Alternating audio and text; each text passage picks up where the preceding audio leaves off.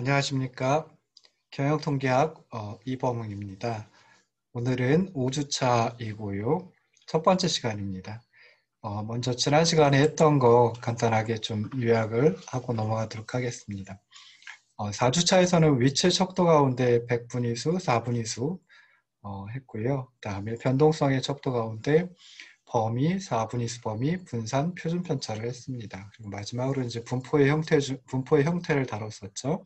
외도와 첨도를 설명을 드렸었습니다. 지금 하고 있는 건 이제 기술 통계학이고요. 그 중에 이제 첫 번째는 퓨어 그래프 표현이었고, 두 번째 이제 정량적 측정이었습니다. 그래서 그 중에 이제 먼저 위치의 척도해서 평균, 중앙값, 그리고 최빈값을 갖다 살펴봤었고요. 4주차에서는 백분위수하고 4분위수 살펴봤습니다. 그래서 백분위수는 이제 영어로 퍼센타일이라고 하고 스몰 p라고 이제 표현을 하기도 합니다. 관측치를 크기 순서로 쭉 정렬해가지고 100등분했을 때 각 등분점에 위치하는 각 관측치를 말하고요. 관측치가 가장 작은 수부터 가장 큰 수까지 퍼져 있는 정도에 대한 정보를 제공한다라고 생각을 하시면 좋을 듯 싶습니다. 그래서 어떤 자료에서 P분위수 또는 뭐 P번째 백분위수라고 표현을 하기도 하는데 P분위수보다 작은 관측치는 대략 P%이고 P분위수보다 큰 관측치는 대략 100-P%이다 라고 이제 해석을 하시면 좋을 듯 싶습니다. 계산할 때는 첫 번째 단계에서 관측치를 오름차순으로 정렬을 하고요. 두 번째 단계에서 이제 지수를 구한다 그랬죠. 지수 i를 구하는데 i는 p 오버 100 곱하기 n으로 해가지고 지수를 구한다라고 생각을 하시면 좋을 듯 싶습니다. 그래서 여기서 이제 p는 백분위수를 갖다 의미하고요. 그 다음에 n은 관측치의 수를 갖다가 의미한다라고 생각을 하시면 되겠죠. 그래서 세 번째 단계에서 이제 판점한 그 P분위수가 어디에 위치하고 있는지 몇 번째 관측치가 P분위수인지 판단을 하면 되는데요. 두 번째 단계에서 지수를 구했는데 그 지수 i가 정수라고 하면 i와 i 플러스 1의 위치에 있는 관측치를 평균해가지고 P분위수를 산정을 합니다. 그러니까 i번째 관측치 xi하고 그 다음에 i 플러스 1번째 관측치 xi 플러스 1의 평균이니까 곱하기 2분의 1을 해주면 되겠죠. 합치고 곱하기 2분의 1을 해주면 되겠죠. 근데 i가 정수가 아니면 그 숫자를 갖다가 절상하는 위치, 그러니까 올림하는 위치에 있는 관측치가 P분위수다라고 생각을 하시면 좋을 듯 싶습니다. 그래서 이렇게 계산을 했는데 100분위수 중에 50분위수는 이제 중앙값 MD, 미디언을 갖다 의미한다라고 하는 것도 설명드렸습니다. 그리고 이제 했던 게 4분위수입니다. 4분위수는 이제 쿼타일이라고 표현을 하죠. 영어로 표기를 하죠. 그래서 관측치를 크기 순서로 정렬해서 4등분 했을 때 각 등분점에 위치하는 관측치 4분위수라고 얘기를 합니다. 그래서 1,4분위수 Q1, 2,4분위수 Q2, 3,4분위수 Q3 뭐 이렇게 이제 얘기를 합니다. 4분위수는 이제 특정한 백분위수를 또 의미하기도 하는데요. 1,4분위수 Q1은 25분위수, 2,4분위수 Q2는 50분위수, 즉 중앙값을 갖다 의미하고 3,4분위수 Q3는 75분위수를 의미한다. 그래서 4분위수는 100분위수 계산 방식을 적용해가지고 이제 계산을 한다라고 생각을 하시면 좋을 듯 싶습니다. 근데 사실 100분위수 계산하는 방식이 제가 소개해드렸던 방식 이외에도 또 다른 방법이 있습니다. 그래서 마이크로소프트 엑셀에서는 지금 제가 소개해드렸던 100분위수 구하는 산정 방식 이용하지 않고요. 다른 방식 이용해가지고 하고 있는 걸로 알고 있습니다. 자, 4분위수는 결국 자료에 포함된 관측치를 4분위수 3개의 4분위수 Q1, Q2, Q3 가지고 4등분할 수 있다라는 그런 의미로 이제 생각을 하시면 좋을 듯 싶습니다. 그 다음에 이제 변동성의 척도 쭉 나갔는데요. 어떤 자료의 특성을 갖다 살펴보기 위해서는 위치의 척도와 함께 변동성의 척도를 고려하는 것이 필요합니다. 그러니까 위치의 척도 가운데 이제 백분위수, 4분위수 앞에 했던 게 우리가 흔히 중심 경향치, 집중 경향치 또는 뭐 요약 특성치 그리고 대표값이라고 불리우는 것들인데요. 이런 그 평균, 중앙값, 최빈값 하고 그리고 이제 변동성의 척도까지 고려를 하면은 그 자료의 특성을 어느 정도 판단을 해볼 수가 있습니다. 변동성의 척도는 그 퍼져 있는 정도를 갖다 이제 쳐낸다라고 생각을 하시면 좋을 듯 싶습니다. 자, 먼저 나오는 게 이제 범위인데요. 범위는 영어로 range고요. R이라고 보통 표현을 합니다. 그래서 자료에서 가장 큰 값, 최대값이고요. 가장 작은 값, 최소값. 이 둘의 차이가 바로 범위이다라고 생각을 하시면 좋을 듯 싶습니다. 그래서 범위는 그 변동성의 척도 가운데 이제 가장 계산하기 쉬운 척도이다라고 하는 장점을 가지고 있습니다. 그런데 이제 문제점은 오직 두 개의 관측치, 즉 최대값과 최소값만을 사용한다라고 하는 문제점이 있고요. 두 번째, 이상치, 특이값, 아웃라이어가 있다라고 하면 그 영향을 심각하게 받는다라고 하는 거. 그 다음에 세 번째는 뭐 설명을 드리진 않았었는데요. 그냥 단순하게 퍼져 있는 정도만을 측정할 뿐이다라고 하는 또 문제점을 가지고 있습니다. 그래서 이상치의 영향을 많이 받기 때문에 나온 게 4분위수 범위입니다. 4분위수 범위는 인터쿼타일 레인지, 줄여서 IQR이라고 하기도 하고요. 우리말 다른 말로는 이제 4분 편차라고 표현을 하기도 합니다. 그래서 쿼타일 디비에이션 이라고 해서 4분 편차라고 하기도 하는데요. 3, 4분위수, 즉 Q3와 1, 4분위수 Q1의 차이를 말한다라고 생각하시면 됩니다. 그래서 이 4분위수 범위는 결국 중앙에 있는 50%의 자료에 대해서 범위를 구한 것하고 마찬가지가 되죠. 장점은 아무래도 앞서 설명드렸던 범위보다는 이상치, 특이값, 아웃라이어의 영향을 줄일 수 있다라고 하는 점이 장점인데요. 문제점은 이것도 마찬가지로 단지 두 개의 관측치 3, 4분위수 Q3와 1, 4분위수 Q1만을 사용한다라고 하는 문제점이 있고요. 지난 시간에 설명을 안 드렸지만 4분위수 범위도 범위처럼 단순하게 퍼져 있는 정도만을 측정하는 척도이다 라고 하는 문제점을 또 가지고 있습니다. 그래서 이제 설명을 드린 게 우리가 많이 쓰는 분산이었죠. 그래서 분산, 영어로 variance라고 얘기를 하고요. VAR 이렇게 줄여가지고 이제 표현을 하는 경우도 있습니다. 자, 그래서 분산은 각 관측치와 산술 평균의 차이, 즉 편차를 제곱한 후에 그 평균을 계산한 값이다. 그래서 편차 제곱의 평균이다. 라고 이제 생각하시면 좋을 듯 싶습니다. 그래서 일반적으로 라지 n개의 관측치 x1부터 x 라지 n까지로 이루어진 모집단의 분산, 모분산 시그마 제곱이라고 한다 그랬죠. 그래서 그거는 첫 번째 관측치의 편차 제곱 더하기 두 번째 관측치의 편차 제곱 해가지고 라지 n 번째 관측치의 편차 제곱을 다 합치고 그리고 라지 n으로 나눠가지고 구합니다. 근데 이제 이렇게 모집단의 분산 구할 때는 모분산 시그마 제곱을 구할 때는 라지 n으로 나누어 주는데요. 표본 분산을 구할 땐 그렇지 않다라고 했죠. 그래서 일반적으로 스몰 n개의 관측치 x1, x2 로부터 스몰 n까지로 이루어진 표본의 분산, 표본 분산 S제곱은 첫 번째 관측치의 편차 제곱, 두 번째 관측치의 편차 제곱, 그리고 마지막 스몰 n번째 관측치의 편차 제곱 다 합친 후에 스몰 n-1로다가 즉 관측치의 관측치의 총수 스몰 n이 아니라 거기서 하나를 빼준 스몰 n-1로 나누어서 구한다라고 하는 거 잊지 마시기 바랍니다. 그래서 나중에 이제 그 시험 문제, 중간 시험 문제로다가 표본 분산을 구해 보시오, 또 표본 표준 편차를 구해 보시오라고 하면은 여러분들이 이제 손으로 직접 구하시거든요. 또는 계산기 가지고 구하는데 그때 표본 분산을 스몰 n으로 나눠주는, 즉 스몰 n-1로 나눠줘야 되는데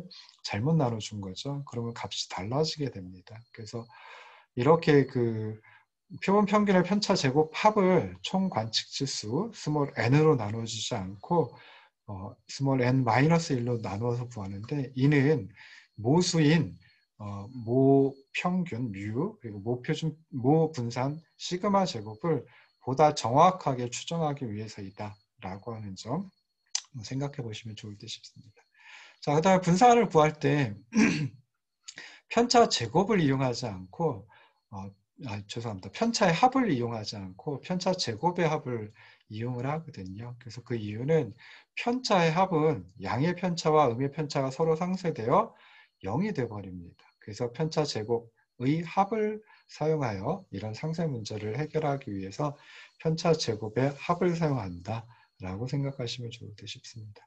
그리고 또 기억하셔야 될 게 분산의 단위는 원 자료의 단위의 제곱이다라고 하는 거 꼭 기억을 하셔야 됩니다. 그래서 분산의 장점은 모든 관측치를 이용해서 계산한다. 이게 첫 번째 장점이고요.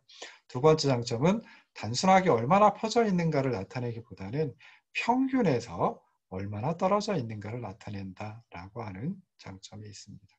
그래서 뭐 몇몇 가지 특징도 또 설명을 드렸죠. 그래서 분산의 값은 0보다 작을 수 없다.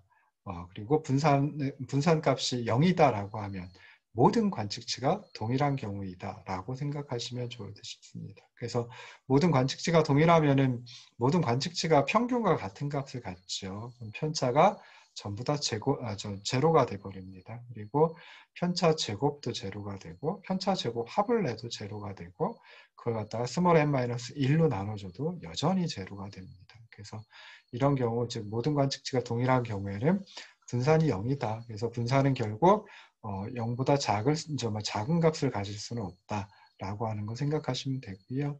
그 다음에 이제 표준 편차라고 하는 것을 했습니다. 표준 편차 영어로 이제 스탠다드 디비에이션 해서 SD라고 약자로 쓰는 경우도 있고요. 표준 편차는 분산의 양의 제곱근이다라고 생각을 하시면 되죠. 그래서 모집단의 표준 편차, 모 표준 편차는 이제 시그마로 다 표기를 하고 표본의 표준 편차, 표본 표준 편차는 그냥 S, 스몰 s로 표기한다라고 하는 거. 그리고 이제 구할 때는 분산의 양의 제곱근으로 구한다.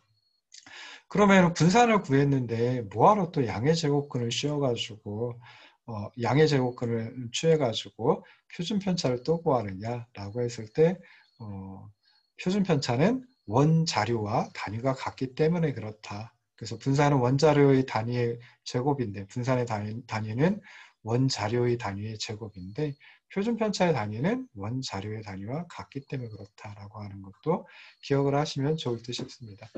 자, 마지막으로 이제 변이계수에 대해서도 설명을 드렸습니다. 변이계수, 영어로 이제 coefficient of variation, 약자로다 이제 COB라고 하기도 하고요. 또는 CB라고 표현을 하기도 합니다. 우리말로 이제 변동계수라고 하는 다른 표현도 있다 그랬죠. 그래서 변이계수는 평균에 대한 표준편차의 비율이다. 즉, 표준편차를 평균으로 나누어 가지고 구한다. 라고 생각을 하시면 좋을 듯 싶습니다.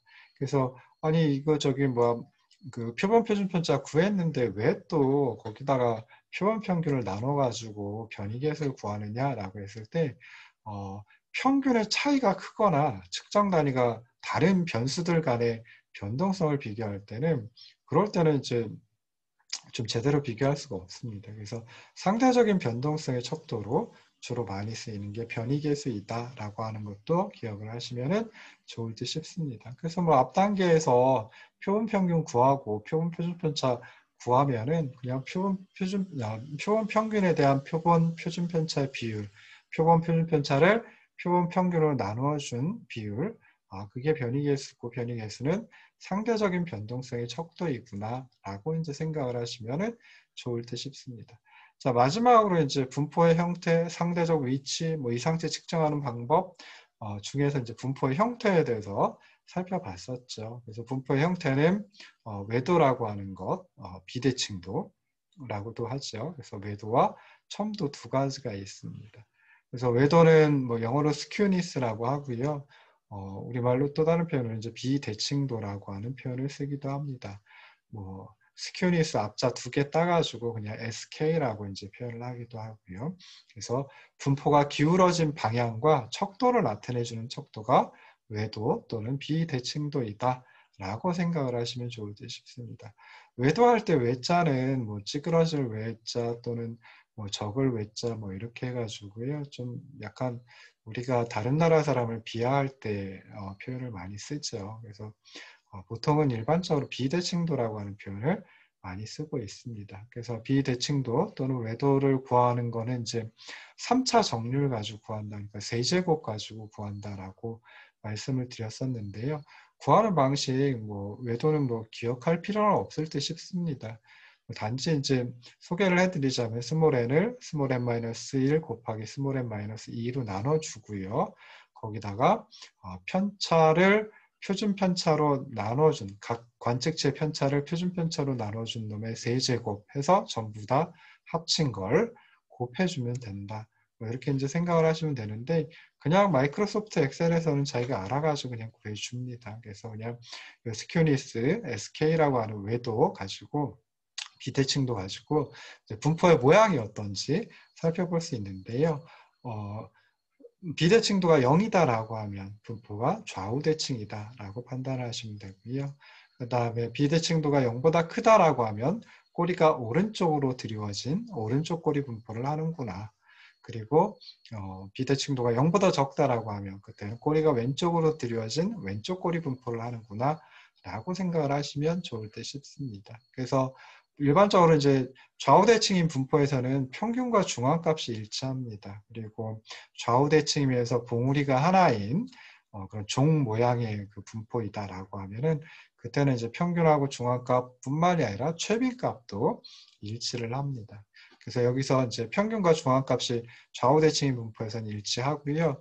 오른쪽 꼬리 분포에서는 평균이 중앙값보다 더 큽니다. 그리고 왼쪽 꼬리 분포에서는 평균이 중앙값보다 더 적습니다. 그래서 이러한 점에 착안해 가지고 피어슨이라고 하는 학자께서 통계학자께서 비대칭도 계수 SP라고 하는 걸 이제 고안을 해냈습니다. 그래서 요때 이제 피어슨의 비대칭도 계수는 표본 평균 X바에서 중앙값 MD를 빼주고 3을 곱해준 놈을 표준 편차로 나누어 가지고 이제 구할 수 있고요. 이때도 마찬가지로 아까 말씀드렸듯이 좌우대칭일 땐 평균과 중앙값이 일치한다 그랬죠. 평균과 중앙값이 일치하면은 요 피어슨의 비대칭도에서 SP가 0이 되고요. 그러면은 좌우대칭인 분포구나 라고 해석을 하시면 될 듯 싶습니다. 그리고 피어슨의 비대칭도에서 SP가 0보다 크면 그때는 표본 평균이 중앙값보다 더 크구나라고 생각을 하고요. 그러면 자료의 분포는 오른쪽 꼬리 분포를 한다라고 판단을 하시면 좋을 듯 싶습니다. 거꾸로 이제 피어슨의 비대칭도 계수가 0보다 적다라고 하면 그다음 표본 평균보다 중앙값이 더 크다라는 소리거든요. 그래서 그럴 때는 왼쪽 꼬리 분포를 하는구나 라고 생각을 하시면 좋을 듯 싶습니다. 자, 지난 시간에 마지막으로 이제 첨도에 대해서 살펴봤습니다. 첨도 쿠르토시스라고 얘기를 하고요. 분포가 얼마나 중심에 집중되어 있는가를 나타내주는 척도이다.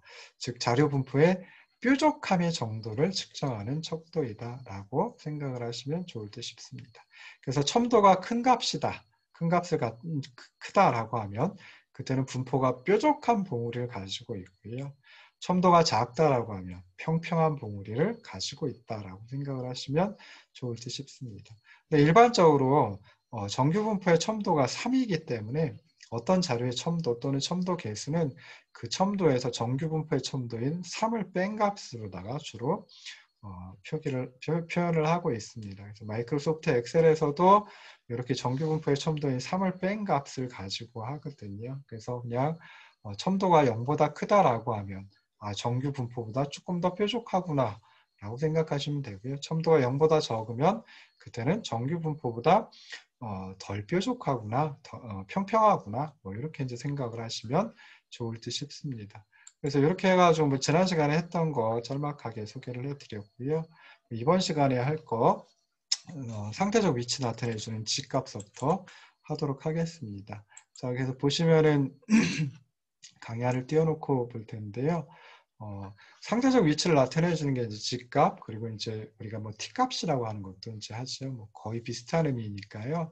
구하는 방식만 조금 다르고, 그래서 G값 가지고 이제 뭐 상대적 위치 어떻게 파악을 하는지 살펴볼 수 있습니다. 그래서 G값 또는 G스코어, 뭐 값을 여기서는 스코어라고 이제 합니다. 보통 값을 value라고 하기도 하고 그러는데요. 상대적 위치 나타내준 G값은 G스코어라고 이제 표현을 합니다. 그래서 G값은 특정한 관측치가 평균으로부터 표준 편차의 몇 배만큼 떨어져 있는가를 나타내주는 값이다 라고 생각을 하시면 좋을 듯 싶습니다. 그래서 평균하고 표준 편차 이용해 가지고 특정한 관측치의 상대적 위치를 계산한 값이다. 그러니까 평균으로부터 표준 편차의 몇 배만큼 떨어져 있을까? 오른쪽으로 또는 왼쪽으로, 즉 평균보다 더 크냐 적으냐, 근데 평균으로부터 표준 편차의 몇 배만큼 떨어져 있는지 나타내주는 값입니다. 그래서 스몰 n개의 관측치 x1, x2로부터 xn까지로 이루어진 표본의 평균이 x바고 표준 편차를 s라고 이제 표현을 한다 그랬죠. 그래서 특정한 관측치 xi의 집값 gi라고 이제 표현을 하는데요. 그 gi는 그 관측치 xi에서 표본 평균 x바를 빼주고 그놈을 표본 표준 편차로 나누어 가지고 구한다. 이렇게 생각을 하시면 좋을 듯 싶습니다. 그래서 집값은 일반적으로 표준화 값 이렇게 이제 표현을 하는데요. 표준화라고 하는 게 그냥 평균으로부터 표준 편차의 몇 배만큼 떨어져 있을까. 그래서 어떤 하나의 숫자로다가 표준화 시켜주거든요. 그래서 표본 평균이 어떤 두 자료가 있을 때 표본 평균이 서로 다를 수 있고, 그다음에 표준 편차가 서로 다를 수 있죠. 그럴 때 상대적으로 그 평균으로부터 표준 편차 몇 배만큼 떨어져 있는지 표준화 시켜서 보여준다. 이렇게 이제 생각을 하시면 좋을 듯 싶습니다. 그래서 집값 한 번 더 강조를 하면요, 어떤 그 관측치의 집값을 gi라고 한다 그랬죠. 그래서 gi는 그 관측치 xi가 평균으로부터 표준 편차 몇 배나 떨어져 있는가를 나타내 준다. 이거 꼭 기억을 하시기 바랍니다. 그래서 G1이 1.2다. 그러면 첫 번째 관측치의 G값이 1.2라고 하는 소리죠. 그래서 그럴 때는 첫 번째 관측치 X1이 표본 평균보다 표준 편차의 1.2배만큼 크다라고 하는 걸 의미합니다. 그러니까 표본 평균이 얼마인지 표본 표준 편차가 얼마인지 모르겠지만 그렇지만 첫 번째 관측치 G값이 1.2다라고 하면 첫 번째 관측치 X1은 표본 평균보다 표준 편차의 1.2배만큼 크다. 이런 걸 의미한다. 라고 생각하시면 됩니다. 그리고 두 번째 관측체 G값이 마이너스 0.5다라고 하면 그때는 두 번째 관측치 X2는 표본 평균보다 표준 편차의 0.5배만큼 더 적다. 라는 것을 의미합니다. 그래서 특정한 관측치의 G값이 0보다 크다, 즉 양수이다 라고 하면 그때는 평균보다 더 큰 값을 의미하고요. 그럼 G값이 음수이면, 즉 마이너스의 값을 가지면 평균보다 작은 값이구나 라고 생각을 하시면 좋을 듯 싶어요. 그래서 서로 다른 두 자료의 G값이 같다라고 하면 서로 다른 두 자료에 있어서 그러면 각각의 관측치 두 개의 관측치가 있을 수 있는데 그때 G값이 같다라고 하면 그때는 평균으로부터의 상대적 위치가 같다라고 하는 걸 나타낸다. 이렇게 이제 기억을 하시면 좋을 듯 싶습니다. 그래서 앞서 표 2-14에서 보면은 5개 대학 강좌 자료 계속 제가 그 예제로 다 사용을 하고 있는데요. 거기서 이제 G값을 구해보면은 이렇게 됩니다. 그래서 첫 번째 관측치, 즉 첫 번째 강좌의 학생 수는 46명이고요. 그 다음에 이 자료에 있어서 먼저 표본 평균은 44명이고 그 다음에 표본 표준 편차는 8명입니다. 그래서 평균이 44니까 이 첫 번째 관측치 46의 편차는 46에서 44 빼준 2가 되고요. 그걸 갖다 다시 표준 편차 8로다 나눠주면은 0.25라고 하는 G값을 찾아낼 수가 있습니다. 그러니까 첫 번째 관측치 46은 표본 평균 40으로부터 표준 편차 8의 0.25배만큼 떨어져 있다.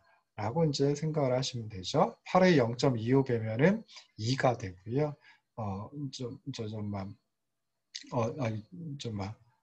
팔의 그러니까 이렇게 이제 생각을 하시면 좋을 듯 싶습니다. 자, 두 번째 관측치 가지고도 한번 해볼까요? 두 번째 관측치는 54고요. 그 다음에 평균은 44였습니다. 그러니까 편차는 10이 되는 거죠. 그리고 그걸 갖다가 표준편차 8로다 나눠주면은 1.25라고 하는 값이 나옵니다. 그러니까 이건 해석할 때 두 번째 관측치 54는 표본 평균 44로부터 표준 편차의 1.25배, 그러니까 8 곱하기 1.25 하면 10이 나오잖아요. 그래서 표준 편차의 1.25배만큼 떨어져 있다. 즉 다시 말해서 평균으로부터 표준편차 1.25배만큼 더 크다. 이렇게 이제 생각을 하시면 되겠죠. 세 번째 관측치도 마찬가지로 구할 수 있고요. 네 번째 관측치도 마찬가지, 다섯 번째 관측치도 집값을 마찬가지로 해가지고 구할 수가 있습니다.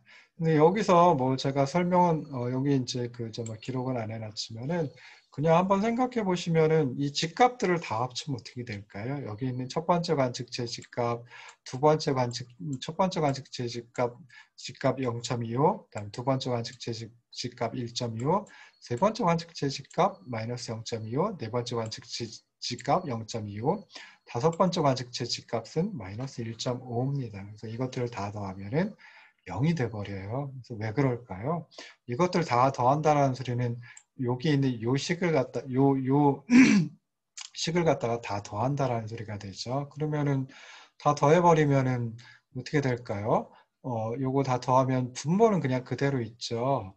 4분의 1하고 4분의 2 더하면은 분모는 그대로 4로 놔두고 그다음에 분자만 다 더해서 4분의 3이 되잖아요. 그래서 그냥 S 표준 편차는 그대로 있고요. XI에서 X바, 즉 편차를 합친 게 돼버립니다. 편차를 합치면은 아까 말씀드렸듯이 분산해서 말씀드렸듯이 편차의 합은 0이 되거든요. 분자가 0이 돼버려요. 그러면 분자가 0이니까 전체 크기도 당연히 0이 되겠죠. 그래서 그냥 집값을 모두 다 합치면 0이 된다. 뭐 그렇게 크게 중요한 건 아니지만은 그냥 여기서 또 찾아볼 수 있다라고 하는 거 생각을 해보시면 좋을 듯 싶습니다. 자, 여기까지 하고 그 다음에 조금 쉬었다가 다시 돌아오도록 하겠습니다.